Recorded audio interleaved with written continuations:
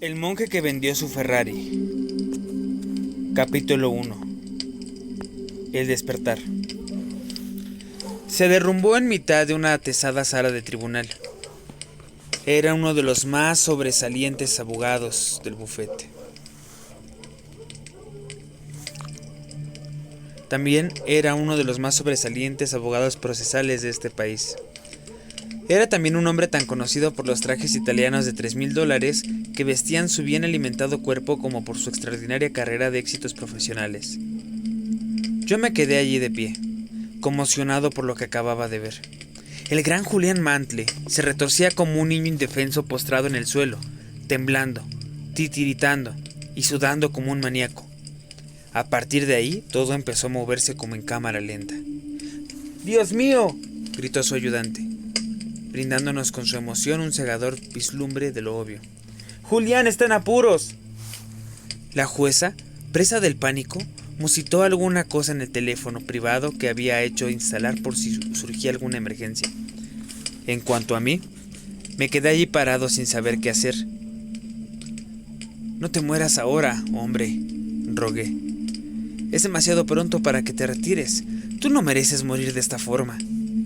El alguacil, que antes había dado la impresión de estar embalsamado de pie, dio un brinco y empezó a practicar al ebrio caído la respiración asistida. A su lado estaba la ayudante del abogado. Sus largos rizos rozaban la cara amortada de Julián, ofreciéndole suaves palabras de ánimo, palabras que él sin duda no podía oír. Yo había conocido a Julián Mantle hacía 17 años. Cuando uno de sus socios me contrató como interino durante el verano, siendo yo un estudiante de Derecho. Por aquel entonces Julián lo tenía todo. Era un brillante, apuesto y temible abogado con delirios de grandeza. Julián era la joven estrella del bufete, el gran hechicero. Todavía recuerdo una noche que estuve trabajando en la oficina y al pasar frente a su regio despacho divisé la cita que tenía enmarcada sobre su escritorio de roble macizo. La frase pertenecía a Winston Churchill y evidenciaba qué clase de hombre era Julián. «Estoy convencido de que en este día somos dueños de nuestro destino, que la tarea que se nos ha impuesto no es superior a nuestras fuerzas, que sus acometidas no están por encima de lo que soy capaz de soportar. Mientras tengamos fe en nuestra causa y una indeclinable voluntad de vencer, la victoria estará a nuestro alcance». Julián, fiel a su lema, era un hombre duro, dinámico y siempre dispuesto a trabajar 18 horas diarias para alcanzar el éxito que, estaba convencido, era su destino. Oí decir que su abuelo fue un destacado senador y su padre un reputado juez federal. Así pues, venía de buena familia y grandes eran las expectativas que soportaban sus espaldas vestidas de Armani. Pero he de admitir una cosa: Julián corría su propia carrera. Estaba resuelto a hacer las cosas a su modo y le encantaba lucirse.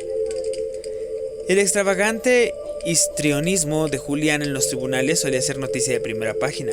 Los ricos y los famosos se arrimaban a él siempre que necesitaban los servicios de un soberbio estratega con un deje de agresividad. Sus actividades extracurriculares también eran conocidas: las visitas nocturnas a los mejores restaurantes de la ciudad con despampanantes top models, las escaramuzas etílicas con la bulliciosa banda de brokers que él llamaba su equipo de demolición. Tomaron aires de leyenda entre sus colegas.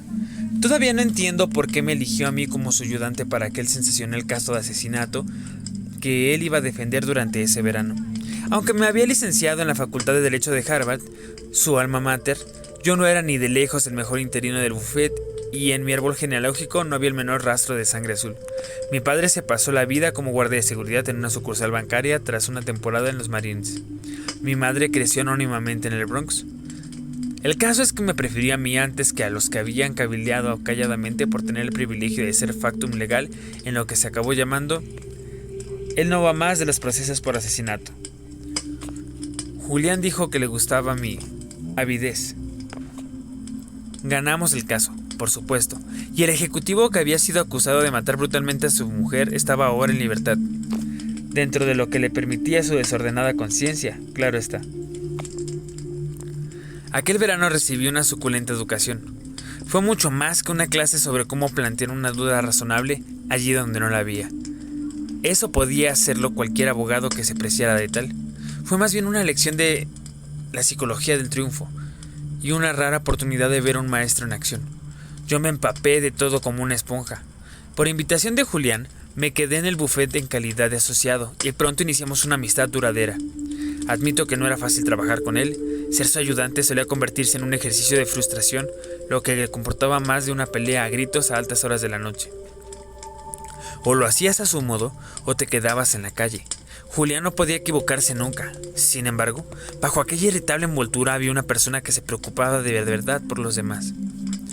Aunque estuviera muy ocupado, él siempre preguntaba por Jenny, la mujer a quien sigo llamando mi prometida, pese a que nos casamos antes de que yo empezara a estudiar leyes. Al saber por otro interino que yo estaba pasando por apuros económicos, Julián se ocupó de que me concedieran una generosa beca de estudios.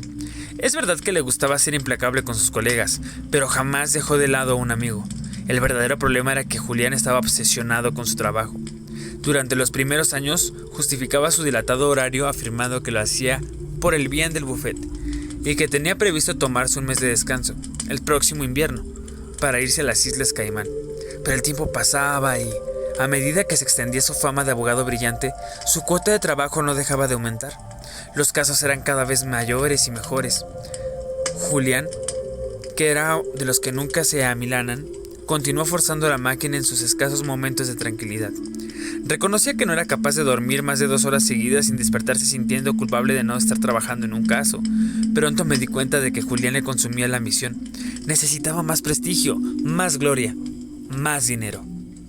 Sus éxitos, como era de esperar, fueron en aumento. Consiguió todo cuanto la mayoría de la gente puede desear. Una reputación profesional de campanillas con ingresos millonarios, una mansión espectacular en el barrio preferido de los famosos, un avión privado, una casa de vacaciones en una isla tropical y su más preciada posesión, un reluciente Ferrari rojo aparcado en su camino particular. Pero yo sabía que las cosas no eran tan idílicas como parecía desde afuera. Si me percaté de las señales de la caída inminente fue, no por mi percepción, que fuera mayor que la del resto del buffet, sino simplemente porque yo era quien pasaba más horas con él. Siempre estábamos juntos porque siempre estábamos trabajando y a un ritmo que no parecía menguar. Siempre había otro caso espectacular en perspectiva. Para Julián los preparativos nunca eran suficientes. ¿Qué pasaría si el juez hacía tal o cual pregunta? ¿No lo quisiera Dios? ¿Qué pasaría si nuestra investigación no era del todo perfecta? ¿Y si lo sorprendían en mitad de la visita como el ciervo cegado por el resplandor de unos faros? Al final, yo mismo me vi metido hasta el cuello en su mundo de trabajo. Éramos 2 esclavos del reloj, metidos en la 64ª planta de un monolito de acero y cristal, mientras la gente cuerda estaba en casa con sus familias, pensando que teníamos agarrado por la cola, cegados por una ilusoria versión del éxito. Cuanto más tiempo pasaba con Julián, más me daba cuenta de que se estaba hundiendo progresivamente. Parecía tener un deseo de muerte, nada le satisfacía. Al final su matrimonio fracasó. Ya no hablaba con su padre y, aunque lo tenía todo, aún no había encontrado lo que estaba buscando. Y eso se le notaba emocional, física y espiritualmente.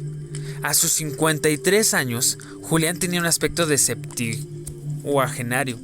Su rostro era un mar de arrugas, un tributo nada glorioso a su implacable enfoque existencial en general y al tremendo estrés de su vida privada. Las cenas a altas horas de la noche en restaurantes franceses, fumando gruesos habanos y bebiendo coñac tras otro, le habían dejado más obeso. El monje que vendió su Ferrari. Capítulo 1. El despertar. Se derrumbó en mitad de una atesada sala de tribunal. Era uno de los más sobresalientes abogados del bufete. También era uno de los más sobresalientes abogados procesales de este país.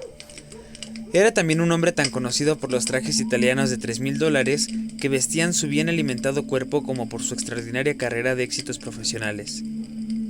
Yo me quedé allí de pie, conmocionado por lo que acababa de ver. El gran Julián Mantle se retorcía como un niño indefenso postrado en el suelo, temblando, titiritando y sudando como un maníaco. A partir de ahí, todo empezó a moverse como en cámara lenta. ¡Dios mío!, gritó su ayudante, brindándonos con su emoción un cegador vislumbre de lo obvio.